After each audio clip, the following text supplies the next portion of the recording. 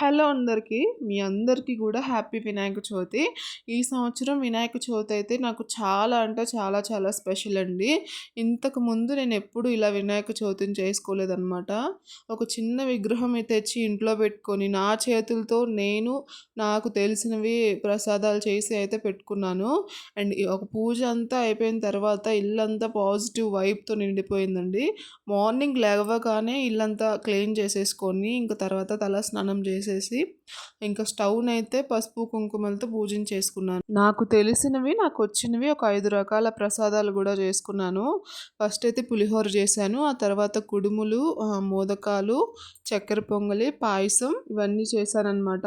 చేసినవన్నీ గూడా ఇలా అరిటాకులో పెట్టేసుకున్నాను. ఇంకా తర్వాత కొన్ని 5 రకాల ఫ్రూట్స్ గూడా తీసుకొచ్చి పెట్టేసుకున్నానండి. పూజ అయితే చాలా అంటే చాలా బాగా జరిగింది. చాలా ప్రశాంతంగా అనిపిచ్చింది. ఇంతకీ మీరు మీ వినాయక చవితిని ఎలా సెలబ్రేట్ చేసుకున్నారు? వీడియో నచ్చితే లైక్ చేసి ప్లీజ్ మన ఛానల్‌ని సబ్స్క్రైబ్ చేసుకొని